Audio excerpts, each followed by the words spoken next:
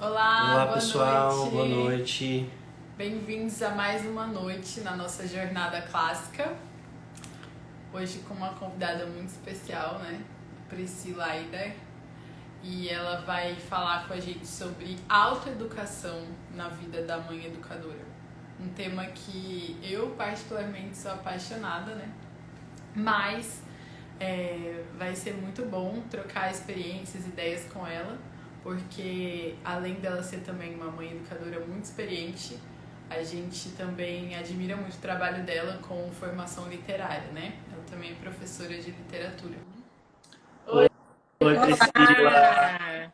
tudo Boa bem? noite, pessoal. Boa Tudo bem? noite. boa noite. Bem-vinda aí na Classical Ai, Press. Que alegria poder ter você aqui obrigada. com a gente. É uma honra para mim estar aqui com vocês. Obrigada pelo convite. É isso, a gente está muito ansioso aí para aprender muito. Não, a gente ficou tão feliz que você aceitou conversar com a gente. Vai ser muito bom trocar. Eu estou feliz, eu me sinto muito honrada de estar aqui com vocês. Eu sou uma consumidora, né, do material da Classical, então para mim é uma alegria estar aqui. Muito legal. A gente está aproveitando justamente esse mês de setembro que a gente teve a Expo para poder fomentar ainda mais, né? Quando a gente voltou e conversando também, a gente tem um grupo, né, da Jornada Clássica aqui de vários pais e pessoas interessadas em educação clássica. E a gente percebeu que em pleno 2023 ainda tem muita gente com dúvida de educação domiciliar, com medo da educação domiciliar e assim por diante. E foi um pouco que a gente sentiu também no início desse ano, né? Mesmo a gente sendo apaixonados e a gente deseja seguir isso, a gente sentiu o coração um pouco abalado. E como foi bom a gente estar lá na Expo Homeschool e para a Expo Homeschool e poder ver que o movimento está vivo e as famílias têm crescido e está todo mundo muito engajado. E isso me deu um gás Isso muito mesmo. sensacional. Como E aí o diz nosso o Carlos Vinícius, o homeschooling é imparável, né? É isso aí. E o nosso desejo é poder fomentar isso, então, mostrar outras referências também, mostrar que tem gente muito boa e que pode ajudar aí com as mais diversas ferramentas. E você é referência aí na formação intelectual de mães. Teve uma palestra, inclusive, sobre isso lá na Expo Homeschool. E para a gente é muita alegria ter você aqui, né? Bom, então eu vou começando aqui pedindo para você se apresentar um pouquinho, né? Falar sobre você, sobre a sua família, sobre o seu ministério, enfim, tudo que você quiser falar sobre a Priscila, quem é ela e tudo mais. A Priscila é uma pecadora salva e redimida pelo Senhor Jesus. Amém. Sirvo junto com a minha família na Igreja Presbiteriana do Brasil. Moro em Brasília, sou mineira, mas a gente já está aqui em Brasília há 11 anos. Eu sou casada com o Valério. Nós somos pais da Aurora, de 6 anos, da Antônia, de 4, do Estevão, de 2. E estamos aguardando pela chegada da Ana, em janeiro. Então, e temos um bebê no céu que o Senhor levou antes de nascer. E nós optamos pela educação domiciliar antes mesmo de nos tornarmos pais. Eu acho que hoje isso tem sido mais comum, mas era algo... hoje, normalmente as pessoas encontram a educação domiciliar depois de já terem matriculado seus filhos, de já terem tido uma jornada na escola, e a gente fez um caminho bem contrário. Na verdade, a nossa cosmovisão, como a de muitas pessoas da minha geração, e dessas gerações que estão aí, foi muito influenciada pela cosmovisão mundana, né? Pela cosmovisão deste século. Então, eu me casei, embora tenha me casado na igreja, tudo certinho, mas eu não queria nem filhos. Eu queria seguir minha vida, queria ter uma carreira, queria ser bem-sucedida em algo profissional e nem pensava em ter filhos. E eu sou formada em letras, com mestrado em literatura, então eu queria ter uma vida acadêmica pujante, eram esses os meus planos. Eu já tinha o mestrado, eu queria fazer o doutorado, e eu não pensava em filhos. E eu também tinha certo receio de ter filhos, porque eu trabalhei em escola a vida toda. Então, eu dei aula em qualquer tipo de escola. Eu dei aula em escola municipal, escola estadual, escola particular. em escola federal, aqueles colégios de aplicação que são considerados assim as melhores escolas do Brasil, em cursinho de inglês. Então, eu conhecia bem a educação ali na prática. E eu pensava muito nisso. Falava, gente, vou ter filho, para colocar nisso aqui, eu prefiro não ter. Então, ainda tinha isso. Mas o nosso Deus é muito misericordioso e ele foi pelos caminhos dele, né? Os caminhos de Deus, eles são insondáveis. Foi moldando minha mente, meu coração, transformando. E aí, eu descobri a educação domiciliar. Eu já sabia que existia homeschooling, mas na minha cabeça isso só acontecia nos Estados Unidos, né? Em outros países, não no Brasil. Isso foi lá por 2014, 2015. E aí, em 2016, eu fiquei grávida da nossa primeira filha. E já ali em 2015 começa a minha jornada de estudar sobre educação domiciliar. Então, ela nasceu em fevereiro de 2017, mas desde 2015 eu já estava nisso e a gente tinha já uma convicção no Senhor de que esse era o caminho que ele tinha para a nossa família. Então, tudo começou assim e tem sido assim desde então. Continuo aprendiz, continuo estudando, continuo aprendendo sobre educação domiciliar e trabalho hoje com mulheres. Além, né, do meu trabalho como mãe homeschooler, eu tenho uma escola de formação literária que funciona online. Aí também eu pensei que depois que eu terminei o mestrado e que eu tomei outras decisões na minha vida, que eu nunca mais ia voltar a trabalhar com isso. Que aquele diploma ia ficar ali na gaveta para sempre. E aí Deus vem também com os caminhos dele. E aí nasceu a Escola de Formação Literária como clube de leitura. Mas eu percebi que era muito mais do que isso, porque a gente tem aulas, mas para frente a gente pode falar com mais detalhes sobre a escola. Mas é uma escola de formação literária para mulheres. E nós lemos literatura cristã, literatura clássica em uma perspectiva cristã. É isso. Muito bom. Isso é sensacional, né? A gente teve o prazer também de conhecer a educação domiciliar na nossa época de namoro. A Nath, ela fazia faculdade de pedagogia. E tinha suas ideias pedagógicas lá. E eu já era apaixonado pela educação clássica, mas eu não tinha muito contato com a educação domiciliar. Mas aí, soberanamente, ela veio me mostrar o TCC dela, de conclusão de curso. E aí a gente conversou bastante sobre educação, sobre uma perspectiva cristã e tal. Ela disse, pois eu preciso mudar o meu TCC.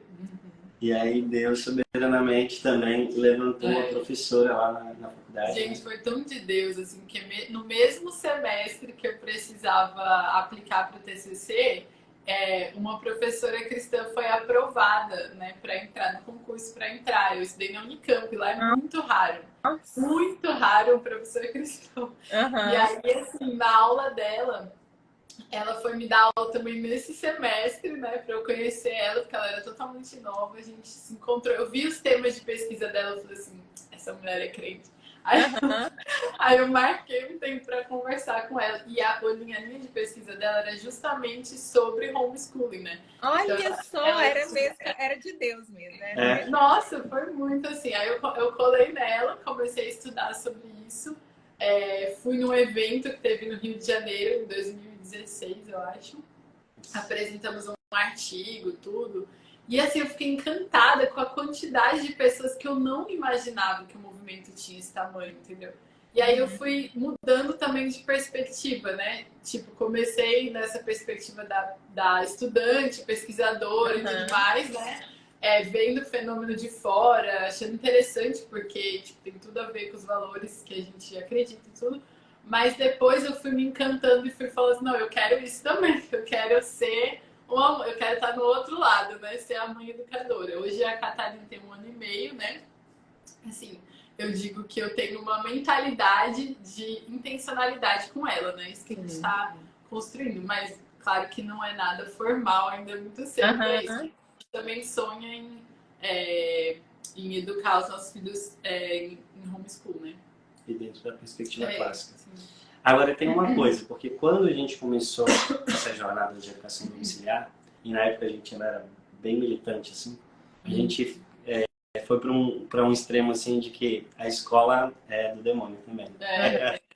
Teve essa fase aí. Acho que muitas pessoas têm essa fase. Mas uma das preocupações que a gente tinha era que currículo seguir, né?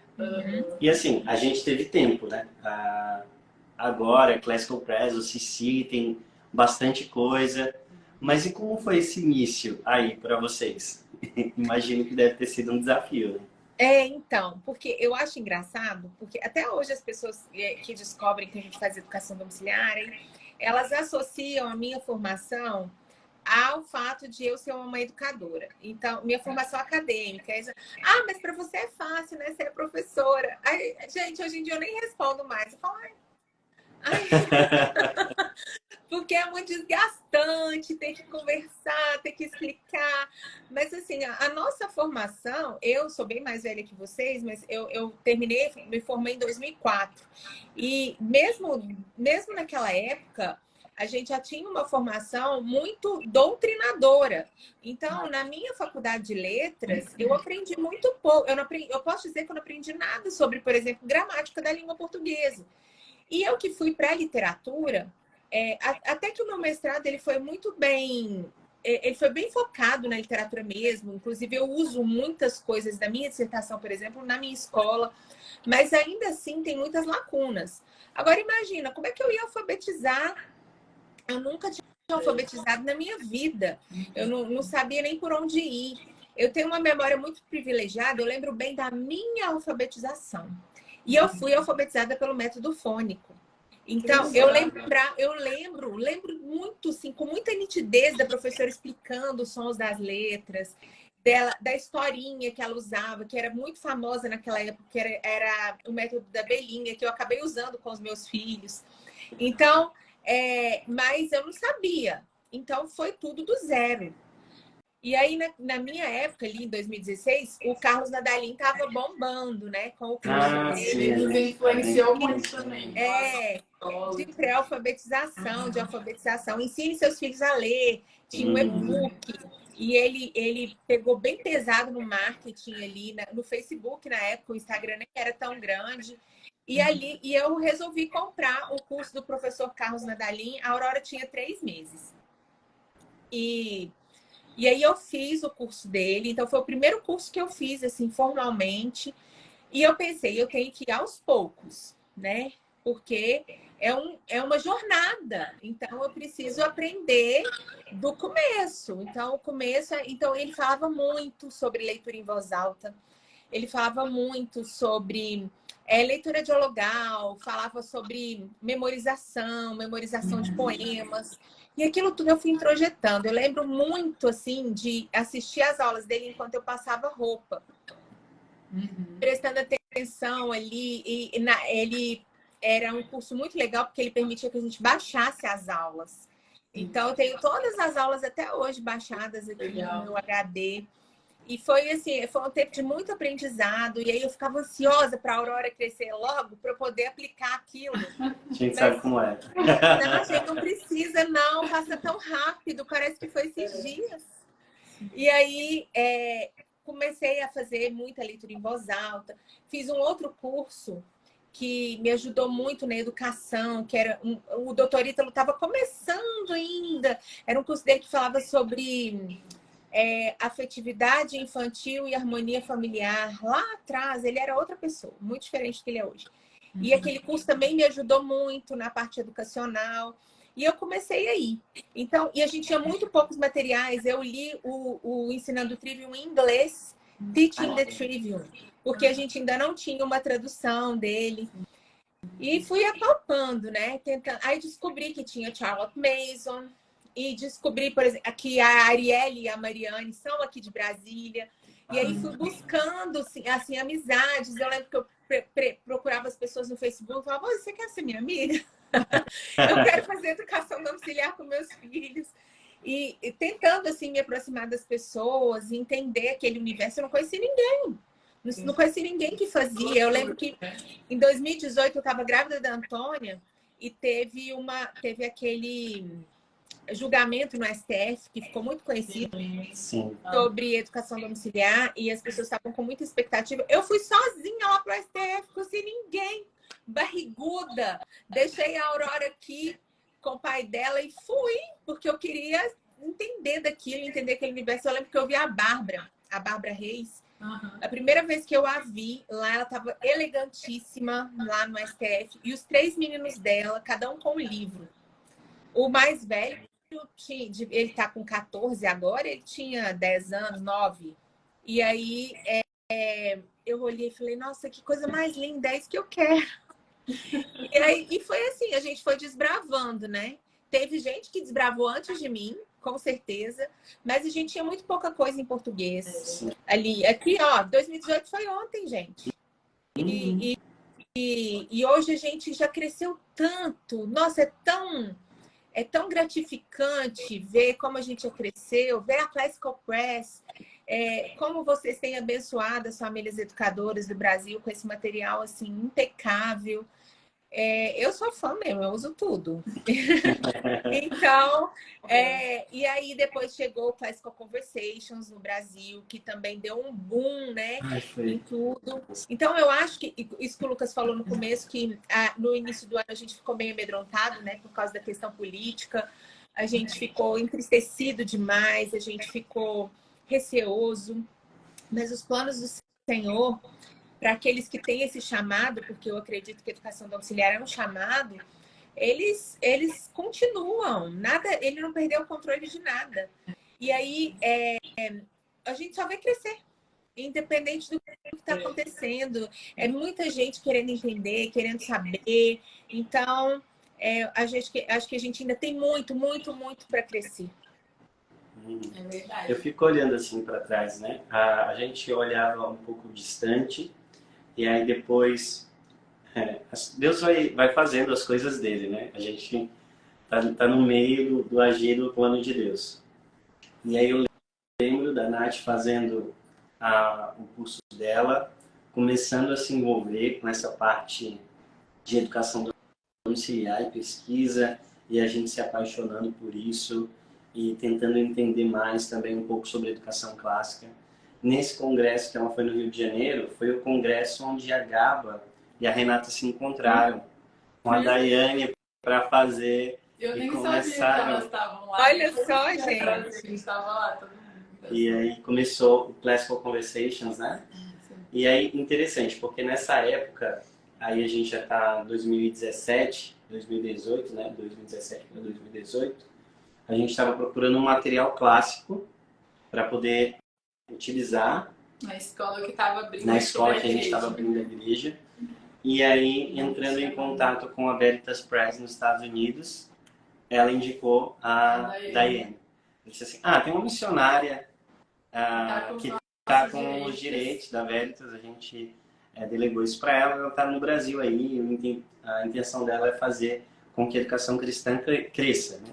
E aí eu mandei um e-mail para a Daiane, não, acho que eu mandei uma mensagem no Facebook, e ela estava nos Estados Unidos na época, mas a gente estava indo para Atibaia, e ela disse, passa na minha casa, nunca nos vimos. Passa na minha casa. Aí vocês já estavam casados?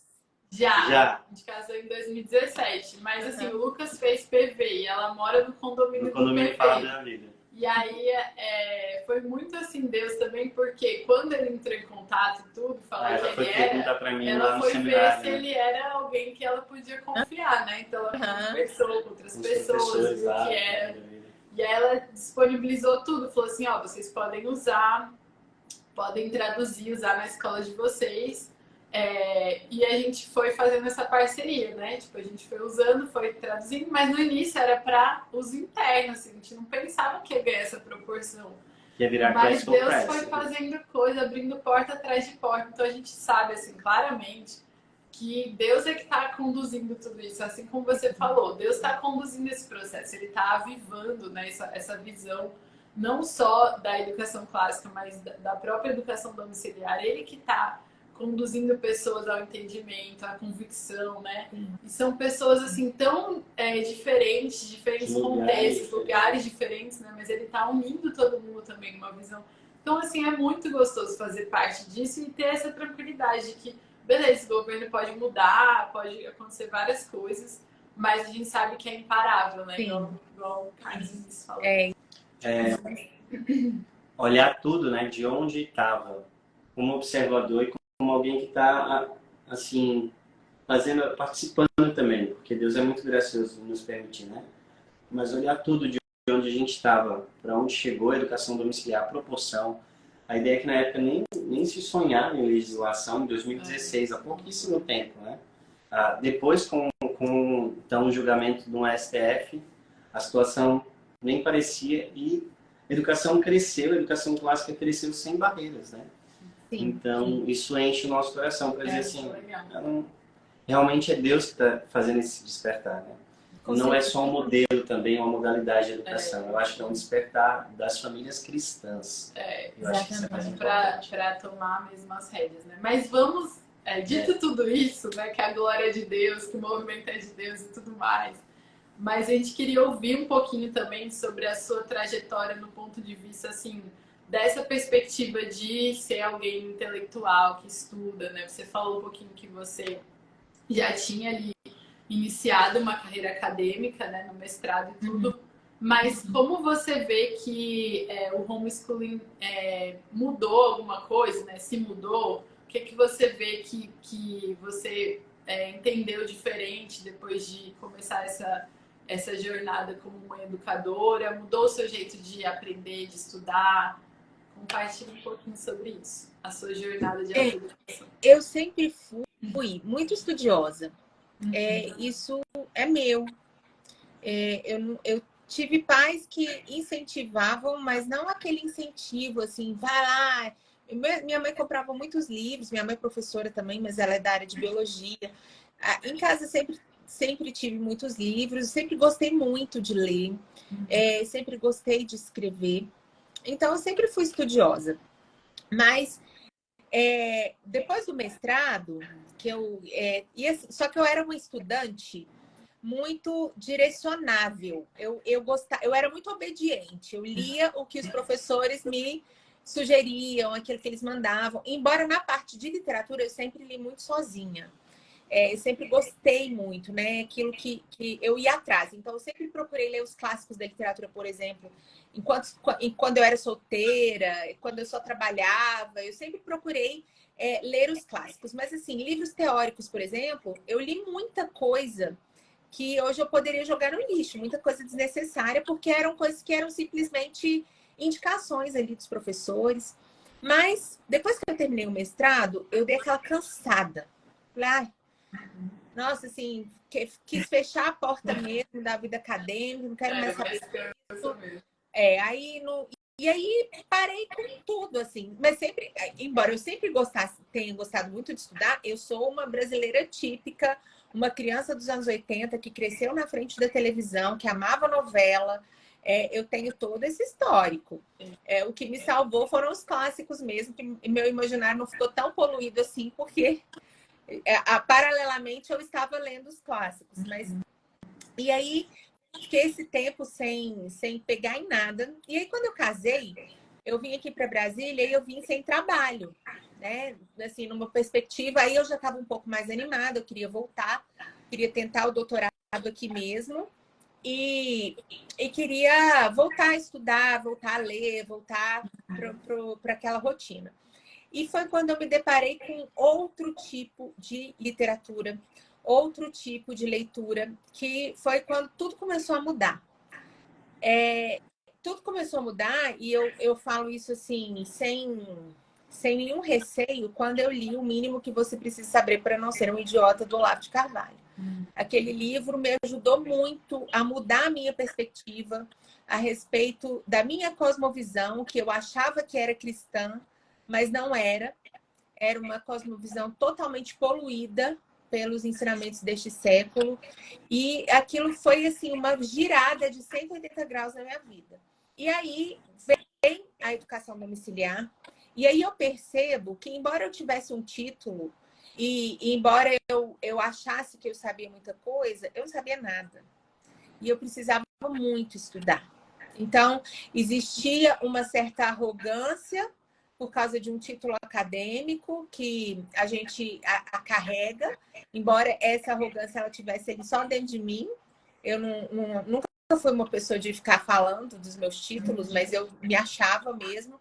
E aí eu fui percebendo que não sabia nada, eu precisava estudar.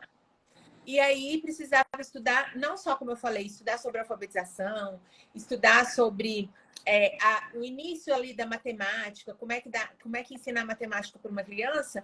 Mas a primeira coisa que eu descobri é que eu quero fazer educação domiciliar. Então, o que tipo de educação eu quero fazer? Qual método? Aí eu descobri que existem vários métodos, né? A gente vai por esse caminho. E eu me identifiquei demais com a educação clássica. Diferentemente do Lucas, eu nunca tinha ouvido falar em educação clássica. Fiz uma licenciatura, a vida inteira estudando, a vida inteira na escola, né? Nos bancos escolares, eu nem sabia que existia educação clássica. Então, conheci tudo isso aqui, né? Aqui nesse universo. E fui atrás.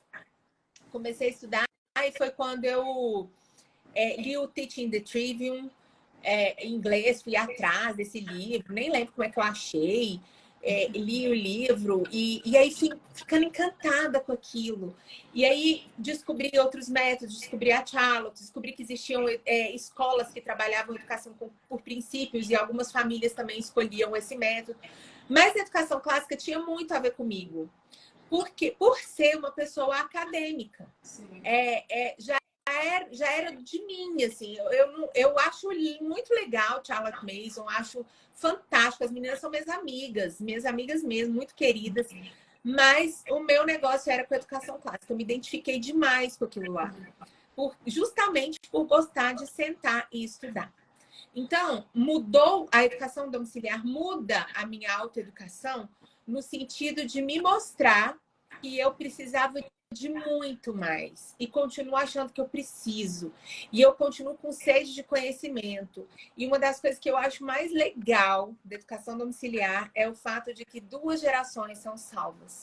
Então, assim, gente, eu voltei a estudar geografia, que eu estudava que eu estudei na escola e que assim foi muito mal feito, foi aquele negócio, sei lá como, e de repente eu estou ali aprendendo junto com os meus filhos, aprendendo junto com eles. E eu sinto que eu estou estudando junto. Quando eu estou estudando com eles, eu não estou só ensinando. Eu penso assim, eu estou só um passo à frente deles.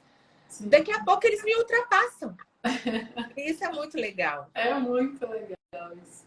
Eu acho que isso aqui é uma das coisas que a gente precisa dar destaque aqui, que você falou, né? A autoeducação, ela vai começar nessa percepção de que eu preciso aprender, né? Ela traz humildade ao meu coração.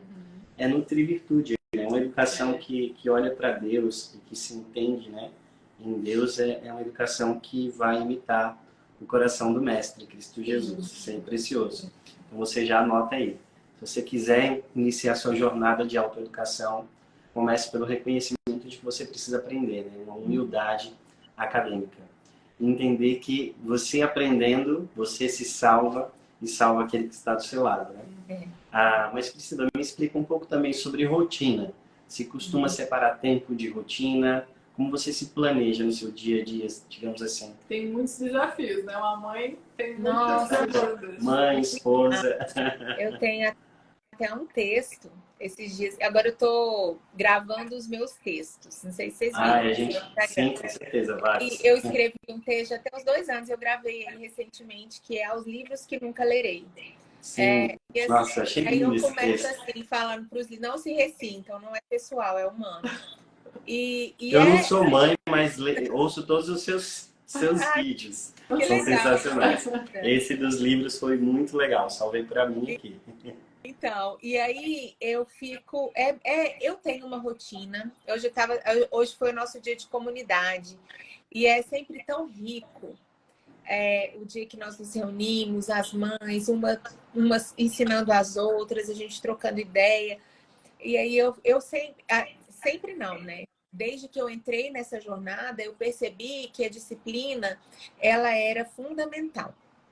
E nós temos todas as desculpas. Vou falar aqui diretamente para a Nath, que é mãe, né? Para falar assim, eu não tenho tempo.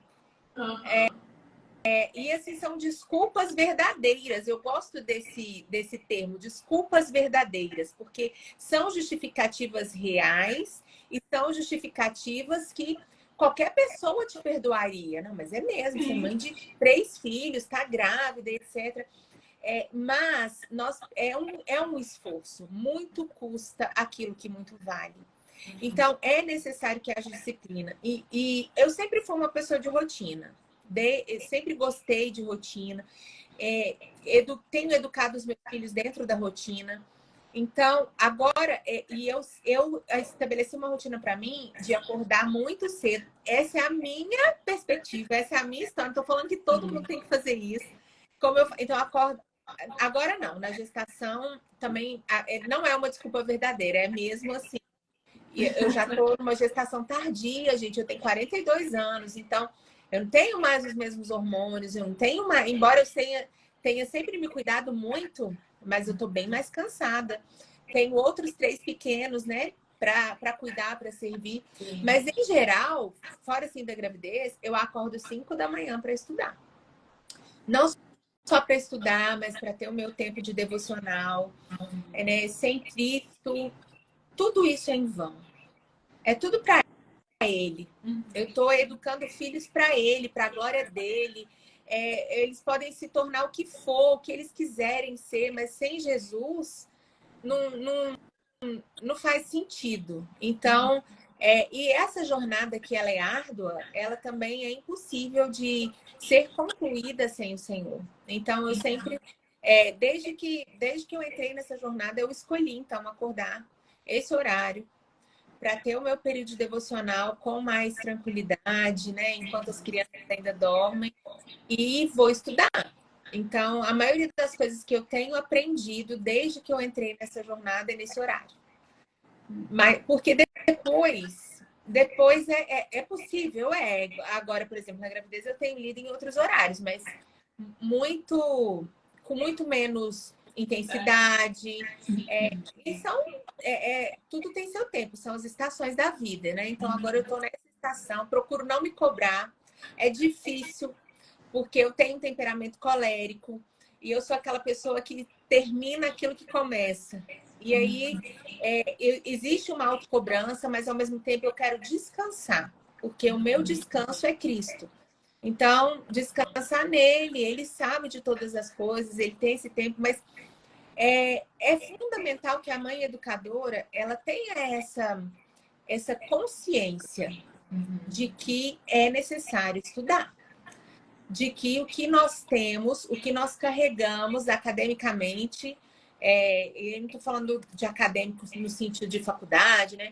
Mas o que a gente carrega intelectualmente, academicamente, é muito pouco. Nós precisamos aprender, nós precisamos estudar. A gente vai com a ajuda de Cristo, com a ajuda do Senhor, mas é necessária essa autoeducação. É um sacrifício. Porque eu estou lendo A Vida Intelectual do Sertilanges, eu não tinha lido ainda, estou indo bem devagar, mas ele fala muito sobre isso. Sobre nós termos essa compreensão de que, primeiro, a humildade, isso que o Lucas falou, tudo vem do Senhor, a gente precisa dele, mas a gente precisa de disciplina. A gente precisa ter uma rotina, a gente precisa separar um tempo de estudo. A própria Charlotte Mason, ela falava sobre a cultura materna, que é esse momento da mãe, ela deixar os filhos, ela deixar os seus afazeres domésticos, ela deixar de fazer as suas coisas para que ela adquira esta cultura materna. Para que ela alimente a sua alma, que ela alimente o seu espírito com aquilo que ela precisa aprender, com aquilo que ela precisa estudar. Porque ali, daqui a pouco, como eu falei, eles vão nos ultrapassar. E aí, muitas vezes, e chega na adolescência, vem uma criança te questionar, vem querer te colocar contra a parede, você precisa estar preparada. Então, eu vejo muito nessa perspectiva. Então, embora nós tenhamos muitas desculpas verdadeiras, a gente tem que ir em frente. Verdade. E deixa eu te fazer uma pergunta também de mãe para mãe. O que você acha de estratégias, né? Que a gente tem muita tecnologia agora, a gente pode usar ela para várias coisas, né? Tem pessoas que são mais, desfrutam mais disso. Tipo, aqui em casa é assim, o Lucas é bem tecnológico, eu não sou tanto, eu sou mais resistente. Mas o quanto que você se utiliza, por exemplo, de aplicativos, né, de organização de estudo, ou de audiobooks, né? Se você gosta de estudar por audiobooks ou não, aulas, né? Porque, por exemplo, uma coisa que eu adquiri depois de mãe foi escutar aula enquanto eu tô fazendo as coisas, né? Tô lavando louça, tô fazendo alguma coisa lá fora e tudo, e tô escutando alguma aula, alguma coisa, porque é um tempo ali que pra mim eu não estaria pensando em nada significativo, né? Sim. Às vezes até pensar em coisas erradas, né? Mas tô ocupando minha mente, né, com coisas que vão me formar, vão me edificar. Mas que ferramentas, que dicas assim você tem em relação a isso, se você gosta ou não? Compartilhe um pouquinho. Ai, gente, eu sou bem pré-histórica. Eu não tenho um aplicativo de agenda. O máximo que eu faço é quando eu lembro de alguma coisa. Parece que eu também não me Eu vou lá adapto. no Notas do celular. O meu planner é de papel. Deixa eu até pegar aqui. E só funciona no papel. Eu ando com isso aqui para cima e para baixo. É um planner normal aqui de papel, agendinha mesmo. Vou lá, escrevo tudo. Demorei até para escrever, que eu sempre gostei muito de escrever, a começar a escrever pelo celular. Hoje eu já faço isso com facilidade, mas eu escrevi só no computador, precisava da tela do computador, né? Também não escrevia à mão.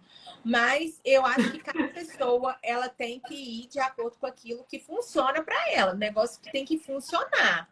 Sim. Então, eu agendo tudo, mas eu sou bem organizada aqui na minha agendinha manual. Já tentei, mas eu não consigo usar as tecnologias. Acho até difícil aqueles aplicativos. Então, o máximo assim, de tecnologia que eu uso é o Kindle para leitura. Sim. Eu gosto do Kindle, assim. Ainda prefiro os livros físicos, mas eu não tenho resistência com o Kindle. Eu acho ele prático. Uma hora a gente perde o espaço de guardar os livros. Então, ele é leve, dá para carregar para qualquer lugar. Eu gosto do Kindle.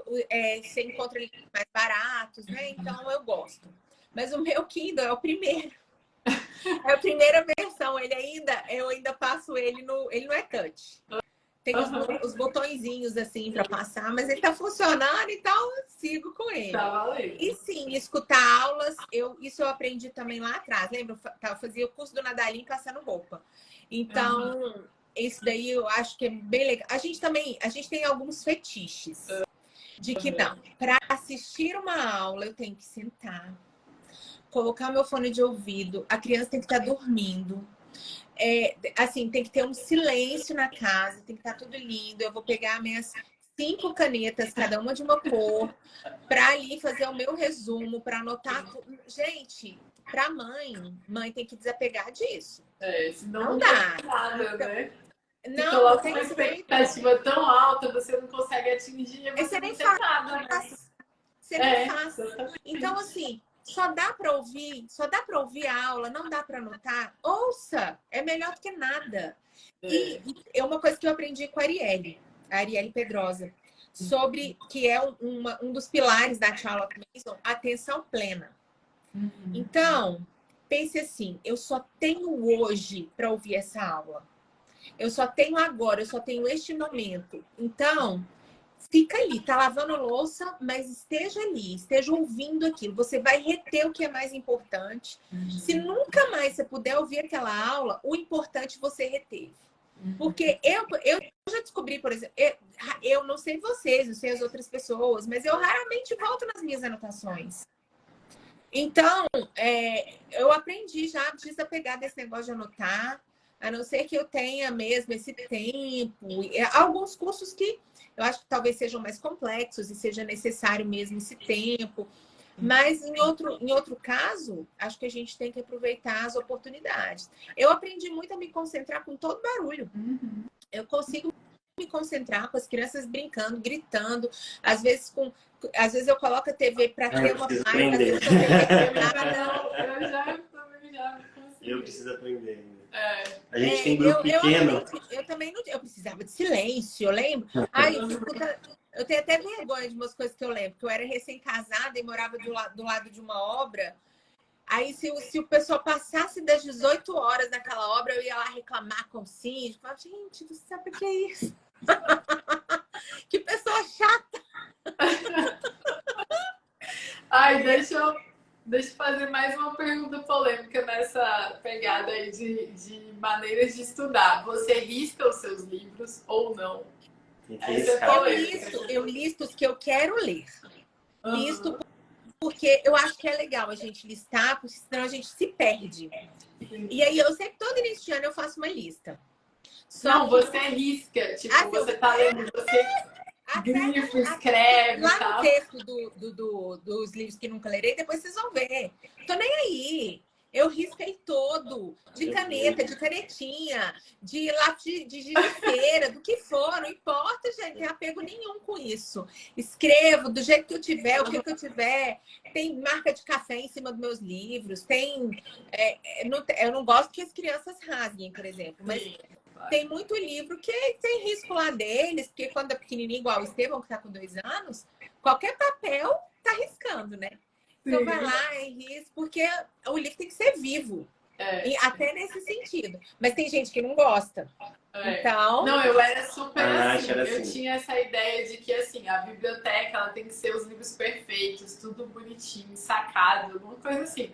Só que aí eu casei com o riscador de livros que anda com uma tem um estojo. Eu que tenho as canetas coloridas. As canetas Stabilo, ele tem tipo todas as cores, daí cada cor tem um padrão, não sei o quê. Aí quando juntou os meus livros com os dele, começou a dar esse problema de polêmica. Por quê? Ele queria riscar aqueles que vinham de quando eu era solteira, eu ficava, não, esse livro é meu, você não pode riscar. Só que ele foi me mostrando que riscar era bom, e aí eu fui pegando esse hábito. Aí hoje eu também risco os livros, então é engraçado isso, né? Quando você entende como aquilo traz uma riqueza, assim, é muito bom. E é muito legal. Eu fico pensando assim, nossa, quando os meninos estiverem grandes, forem ler esse livro, eles vão ver minha anotação. Né? Aí, às vezes, as notas vocabulares, eu sou uma leitora de dicionário. Então, eu encontro uma palavra que eu não conheço, eu vou lá no dicionário, procuro e depois eu escrevo lá do lado da palavra. E aí eu fico pensando, nossa, eles não vão nem precisar olhar no dicionário, porque a mamãe já escreveu aqui. E eu lembro, meu tio tem uma Bíblia, que a filha dele estava até aqui no começo, a Winnie, minha prima, não sei se ela ainda está. Quando ele fez seminário, hoje ele não é mais pastor, mas ele tem essa Bíblia. E ela é toda cheia de anotações com a letra dele, e as notas, e coisa colorida e tal. Eu ainda não faço. Ele tem 8 filhos, né? Vai ser difícil essa Bíblia ficar para mim. Mas se algum deles quiser deixar ela para mim, eu vou gostar, porque eu acho isso muito legal. Adoro comprar livro em sebo. E ler as anotações das pessoas, ver dedicatória. Eu acho o máximo. Eu comecei a imaginar a história daquela pessoa. O que eu fazia que a Nath não gostava, mas eu amava. Eu emprestava o livro e eu dizia, olha, pode anotar à vontade. Principalmente para os meus amigos, assim.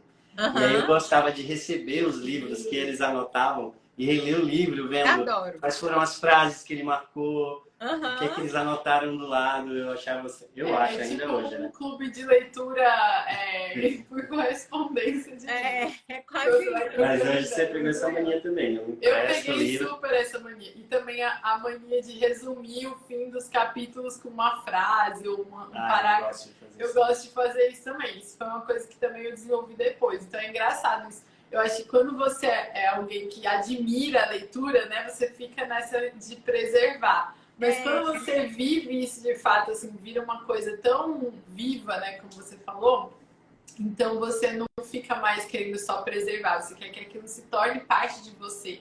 Sim. E aí você não se importa mais com o objeto em si, né, mas até ganha um sentido especial, porque ali tá um pouquinho da sua leitura, do que você aproveitou para sua vida. É muito legal isso.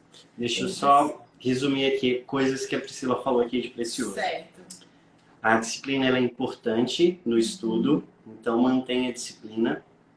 Você pode ter muitas desculpas verdadeiras, mas muito custa o que muito vale, tá certo? É isso mesmo?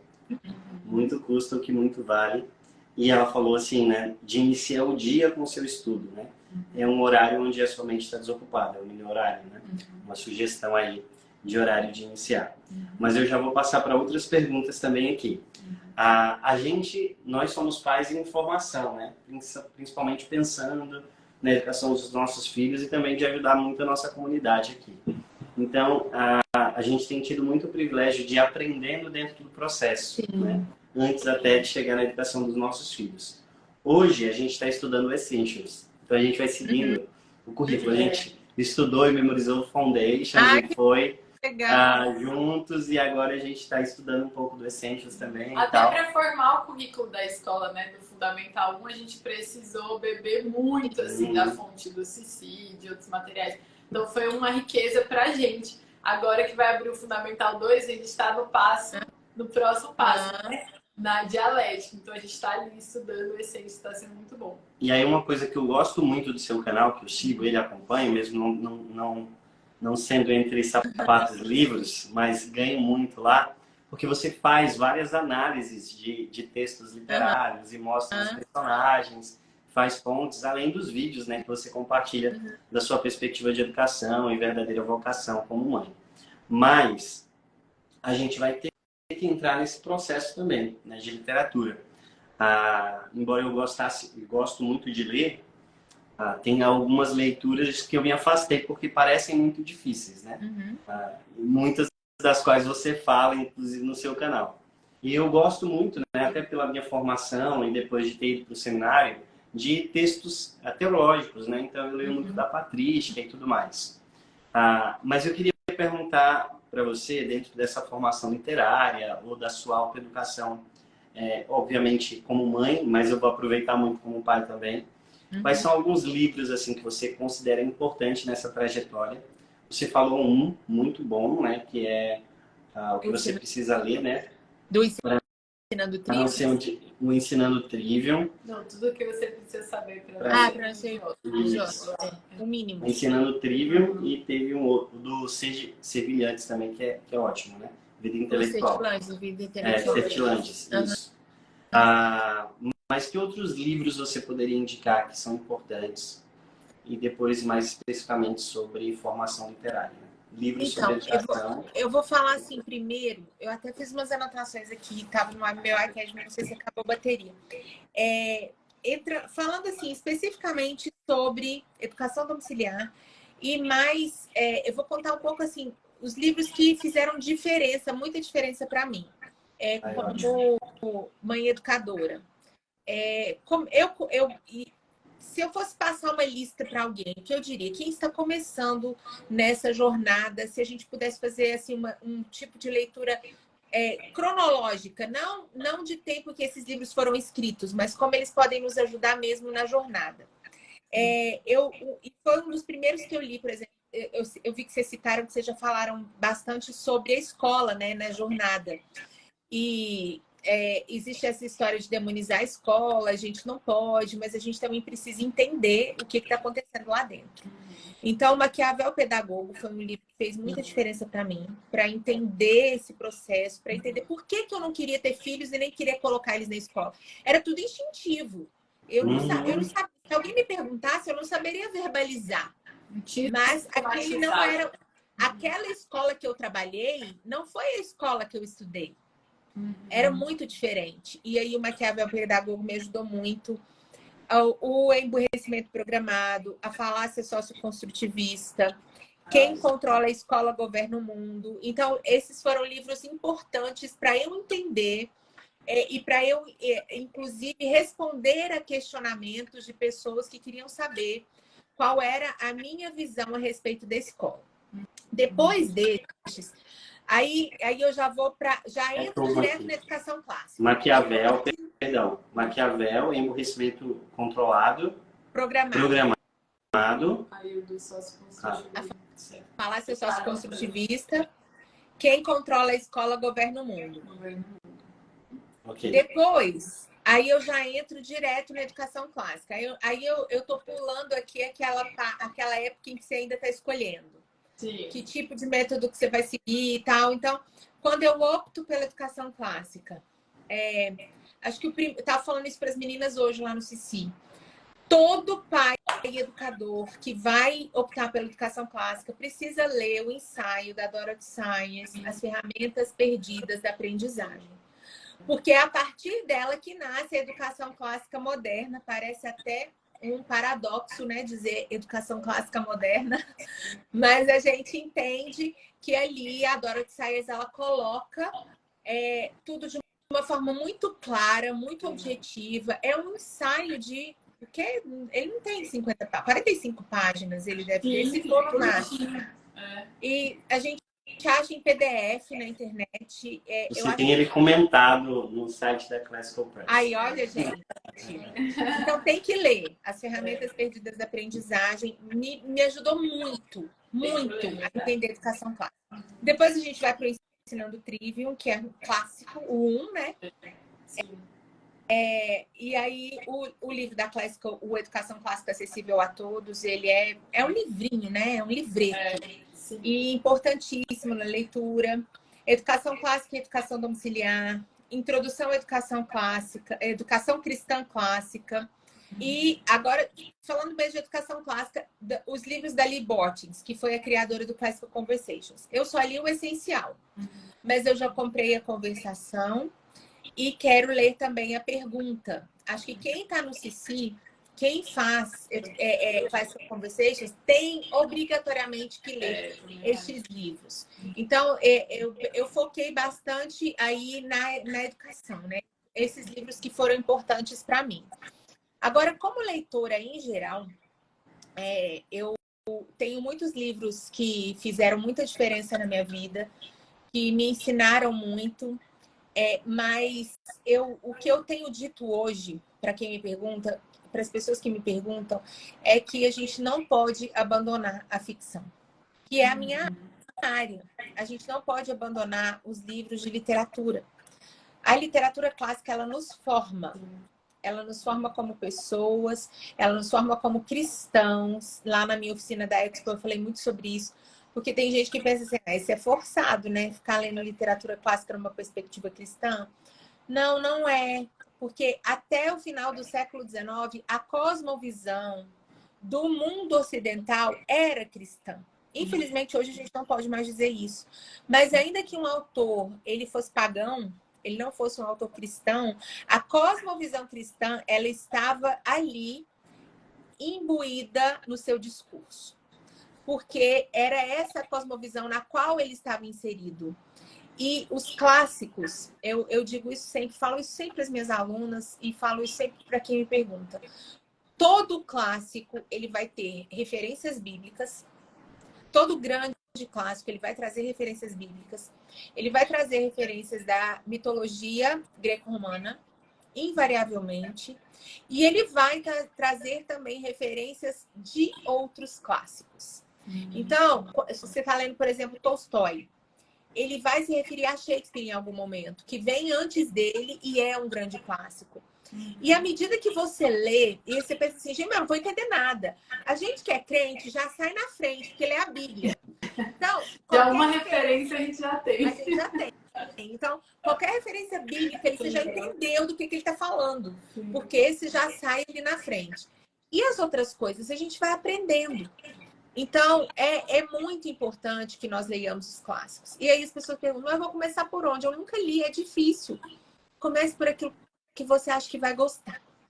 Não tem isso da gente... eu tinha muito isso. Não, eu quero começar do começo. Eu quero ler a Ilíada.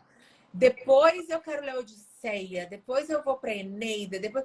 E ali, muito antes dessa fase da minha vida, eu percebi que essa coisa aí de ler cronologicamente não funcionava tão bem. Então, ler os clássicos... primeiro, escolhe livros que você acha que você vai gostar, então. Hoje, na escola, a gente está lendo um livro que é muito popular. E é um clássico, que é Orgulho e Preconceito, da Jane Austen. Todas as mulheres, em geral, né, elas gostam muito, porque é uma história de amor, é uma história bonita. Mas não é uma historinha qualquer, é um livro bem escrito, são personagens bem construídos. São personagens que vão ampliar o nosso imaginário. E eu falo muito isso também para a mãe educadora, que escolhe a educação clássica. Como é que você vai ensinar educação clássica para o seu filho sem nunca ter lido um clássico? Porque não faz sentido. Tá tudo interligado. Os great books, os grandes livros, eles estão na coluna da educação clássica. Então, não existe educação clássica sem a leitura dos grandes clássicos. Isso é uma mentira. E aí, o seu filho vai chegar lá no Challenge, por exemplo, e aí tem a listagem dos livros. Se você já leu, você vai auxiliá-lo muito melhor ali nesse desafio, que é ler os clássicos. E a gente precisa alimentar o nosso imaginário. Né? Igual eu falei, a gente tem um imaginário muito poluído, muito pobre, empobrecido pelas novelas, pelas séries. A gente que é brasileiro, novela brasileira, novela mexicana. E a gente é tão limitado, a gente, assim, o nosso universo, ele é muito limitado, ele é muito pequeno. Sim. E a gente que é cristão, que é conservador, que faz educação domiciliar, a gente vive numa bolha. Não adianta a gente achar que não. A gente vive sim. Para os nossos filhos, a gente os está protegendo, mas isso nos limita a imaginar, a pensar. Da mesma forma, todo mundo vive nas suas próprias bolhas. E mesmo que a gente tenha tido a oportunidade de viajar, que sejamos pessoas viajadas, né? A maioria não é, mas, né? Ainda que sejamos, nada vai nos fazer conhecer a alma humana quanto um bom livro. Aí eu estou excluindo a Bíblia, né, gente? Porque a Bíblia é o livro dos livros. Mas te lê os clássicos mesmo. Então, você está no Brasil, no século XXI, vivendo o que você vive, e você pode viajar lá para a Rússia do século XIX e conhecer um assassino de velhinhas, que é Raskolnikov, em Crime e Castigo. E ele entrar na mente de um assassino, entender por que ele agiu daquela forma. Há trechos de Crime e Castigo que a gente fica horrorizado. Meu Deus! Mas aquilo é real. A literatura de ficção, ela não é uma mentira. Ela é o retrato da vida humana, ela é o retrato da alma humana. E isso aumenta as nossas perspectivas. Então, eu até falo muito sobre isso também, falei na minha oficina. O que é o imaginário? Imaginário é memória mais imaginação. Imaginação é uma faculdade humana, assim como o raciocínio. Só que ela ficou ali a prima pobre. Sim. A gente não dá muita atenção para a imaginação, porque imaginação é coisa de criança. Mas nada que foi dito, ou nada que veio, que tornou-se realidade, tudo existiu antes na nossa imaginação. Então, o quanto ela é importante. E aí, é memória mais imaginação. Então, a gente tem memória de tudo que a gente já viveu, de tudo que a gente já aprendeu, mas a gente precisa também da imaginação. E muitas vezes a nossa imaginação é pobre porque ela não é alimentada. Então, se eu falo para você assim, maçã, todo mundo que está aqui nessa live consegue imaginar uma maçã. Seja uma maçã vermelha, uma maçã verde, porque todo mundo já viu uma maçã, todo mundo já provou uma maçã, tudo, né? E se eu falar, então isso está na sua memória. Aí eu posso, então, falar canguru. Ainda que você nunca tenha visto um canguru pessoalmente, mas você já viu uma imagem de um canguru. Então, a gente consegue imaginar, está na nossa memória. Aí eu vou criar uma imagem inexistente. Um canguru andando de bicicleta. Isso não existe no mundo real. Eu não tenho memória disso. Mas eu consigo, com a minha imaginação, imaginar um canguru andando de bicicleta. Só que isso é muito pouco, isso é muito pobre. Eu não quero ter um imaginário que seja formado só por cangurus andando de bicicleta. Eu preciso ter um imaginário que me ajude a resolver problemas. Né? Às vezes a pessoa fala, eu já tentei de tudo. Que tudo é esse? Será que você tem imaginação suficiente para mudar esse quadro? Para te ajudar nisso? Isso que a literatura faz. Então, temos que ler livros técnicos? Temos, né? Todos esses que eu citei foram muito importantes na minha jornada e tantos outros. Mas a gente só foca neles. E aí, por mais que eles nos ensinem, eles vão limitar aquilo que pode se tornar uma coisa grande. Então, eu acho que a gente tem que estar lendo sempre. Assim, normalmente é assim que eu faço. Eu tô lendo sempre a Bíblia, como eu falei, não conta, porque se puder ler só a Bíblia, ler só a Bíblia. Lá tem tudo. Mas eu sempre leio um livro teórico, normalmente é sobre educação, mesmo que seja só sobre a parte política, mas eu tô lendo sempre um livro teórico assim. Um livro de ficção, que é um clássico. Aí fazer as escolhas dos clássicos, está cheio de lista na internet. Os 100 livros que você precisa ler antes de morrer. Vai lá e escolhe. E procura lê a sinopse, lê ali a resenha, o que você acha que você vai gostar. E começa, tem que começar. Vai pesquisando, né? As referências que você não conhece, busca. A gente tem muita tecnologia para isso hoje. Então, um livro teórico, um livro de ficção. E eu gosto também de sempre procurar um livro de literatura cristã para me ajudar no meu crescimento espiritual. É o mundo ideal. Atualmente eu estou só com Bíblia e livro de ficção, que é o livro do clube. Sim. Mas é o cenário ideal, a gente tem que tentar. A gente tem que... Né? Um dia ficou sem ler, lê no próximo. Sim. Mas vai em frente. Não, é muito rica essa ideia que você trouxe, né? E acho que isso é uma perspectiva muito clássica, assim, da memória e da imaginação como aliadas, né? Eu lembrei muito você falando daquele livro A Tradição das Artes Liberais, que também recentemente foi traduzido. Gente, ele foi, assim, fantástico também. Para mim, fez, assim, na mente, né? E ele traz muito essa relação, né? E mostra como que a ideia de você revisitar, né? Porque tem aquele princípio de que a repetição é a mãe da memória, né? Então, essa ideia de você revisitar, de você repetir, que a gente despreza totalmente a educação moderna, né?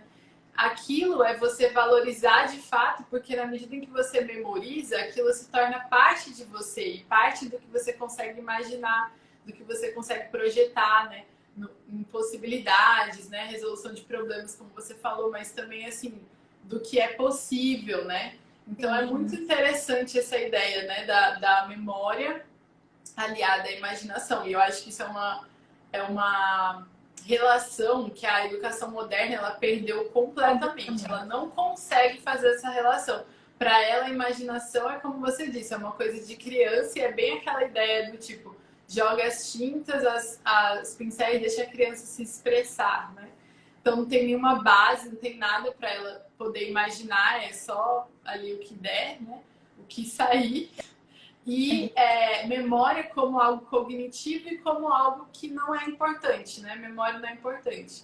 Então, assim, é muito rica essa relação. Obrigada por compartilhar. Eu achei bem interessante que ele fez imaginar também essa visão materialista da imaginação, né? O Steve Turley fala muito disso naquele livro... Beleza Redimida? Não. Abolição da Sanidade. Não, Teologia do Deslumbramento, não? Também ele fala um pouco sobre isso, mas em Teologia da Abolição da Sanidade ele fala de como a educação ela tem nos tornado tão materialistas e pragmáticos que ela mata a espiritualidade, né? Então você consegue imaginar coisas materiais, né? Mesmo que sejam impossíveis, mas um canguru na bicicleta. E aí fazer uma relação aqui com o que a Priscila falou, né? De que a literatura fantástica ela é um retrato da alma humana. Então imagina, eu tenho a imagem do urubu e da bicicleta. São imagens fracas. Canguru e a bicicleta, né? São imagens fracas. Mas se eu tenho retratos na minha mente da alma humana, eu consigo compreender a minha própria alma e compreender aqueles que estão à minha volta e fazer essas relações, né? Isso é uma imaginação rica, uma imaginação nova. Então, o que é que eu consigo imaginar depende daquilo que eu estou me alimentando, né? Muito legal isso aqui. Exato. Essa perspectiva da compreensão do pecado, né? Porque quando você, por exemplo, vê ali a mente do assassino, você percebe que você também pensa muitas coisas semelhantes, né? Que talvez não seja daquela forma, mas você acaba se identificando de alguma maneira e percebe, nossa, eu também sou pecador a esse ponto. Então isso também revela muito sobre a nossa própria alma, nossa própria necessidade de Deus, né? Sim. Vamos caminhar para o fim. É verdade.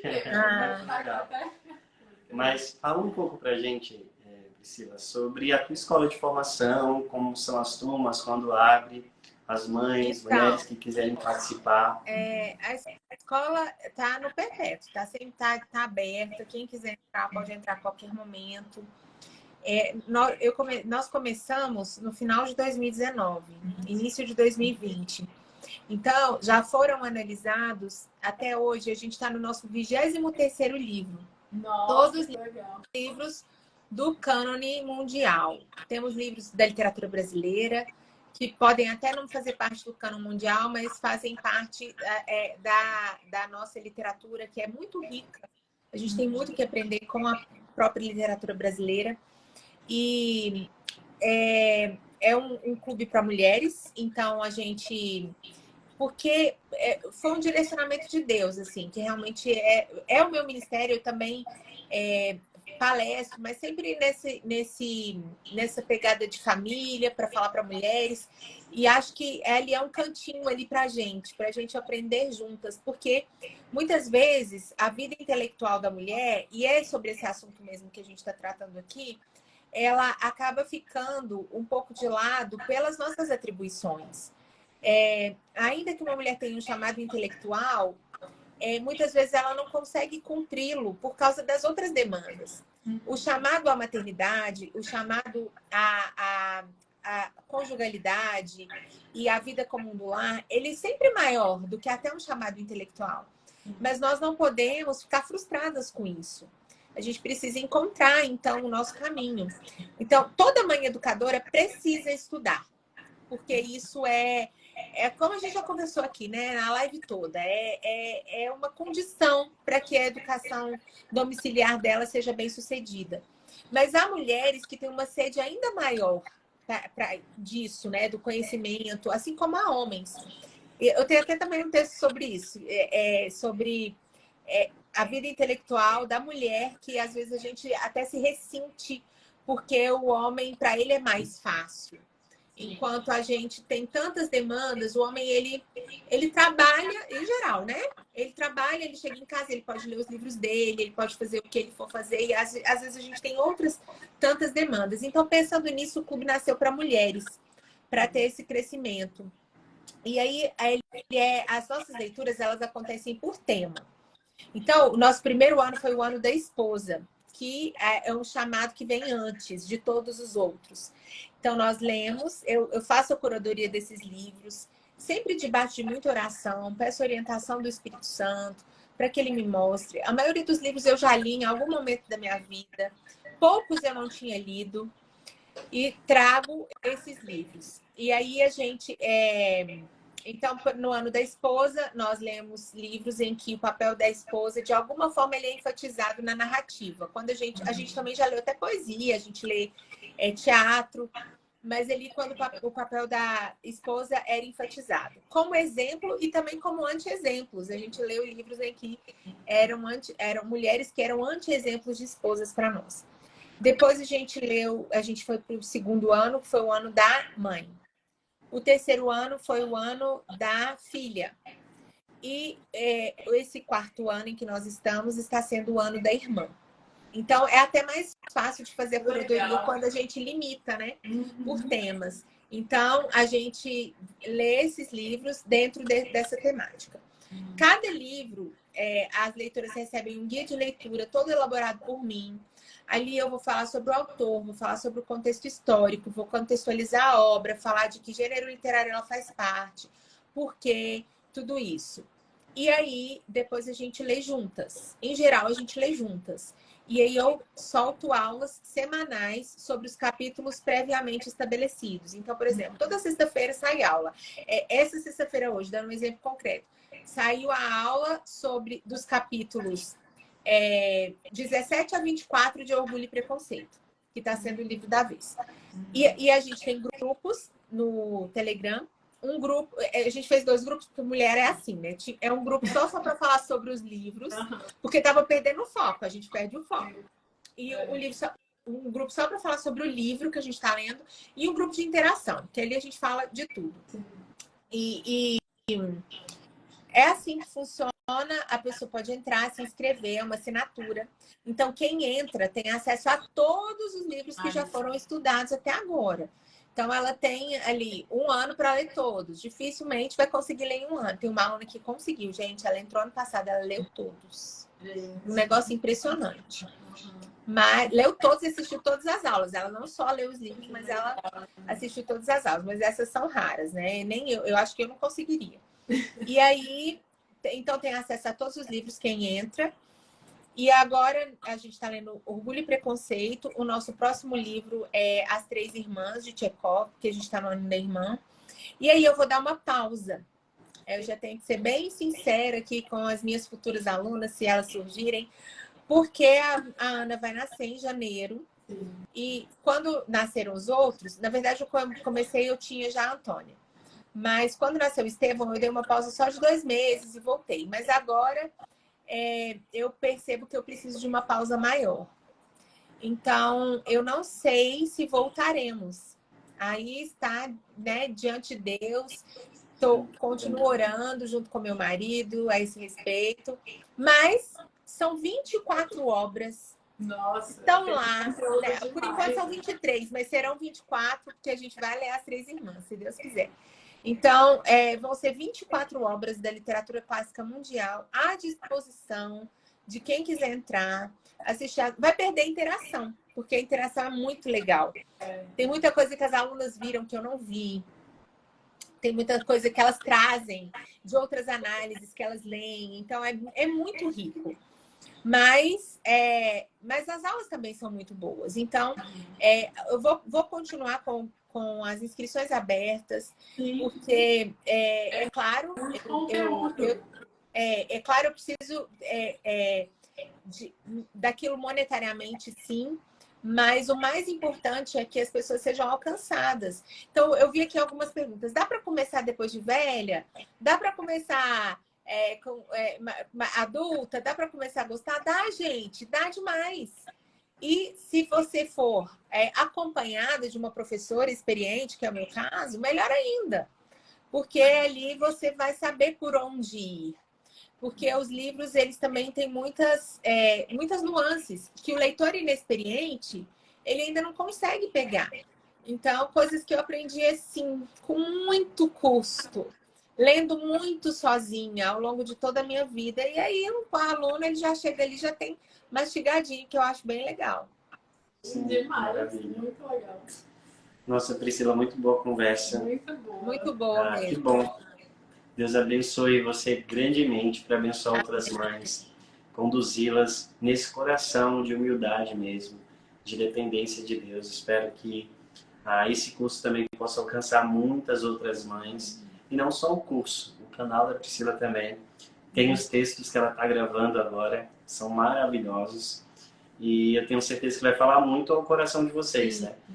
Eu sou pai e fala muito ao meu coração, porque nos lembra daquilo que é mais valioso, de qual é a nossa vocação, do que Deus nos chamou, de qual é o nosso maior legado. Semana retrasada eu tive a conversa com um pastor amigo meu e ele me chamava a atenção, me puxava a orelha, né? Falando sobre qual é o maior legado que eu estou deixando. Na verdade, ele não usou essa palavra legado, ele usou outra palavra que eu não lembro agora, mas o que é que eu estou deixando de fato, né? O que eu vou deixar de mais importante é a minha família. E eu lembrei muito de um vídeo que você gravou sobre isso enquanto ele falava, né? Então eu sei que isso tem sido bênção para muitas pessoas e principalmente para muitas mães, que é o ministério que você tem desempenhado, que Deus tem te chamado. Amém. Muito obrigada, Priscila. Foi um prazer conversar, conhecer mais. Nossa, foi muito enriquecido. Prazer foi todo meu. Você fez falta aqui, viu, Nath? Eu sei. Próximo ano, se Deus quiser, eu vou. Tá bom. Mas esse ano não deu. Sei como é que é. Obrigada, gente. Um beijo. Bom fim de Obrigado a vocês. Deus abençoe vocês. Boa noite, pessoal. Tchau. Boa noite, pessoal.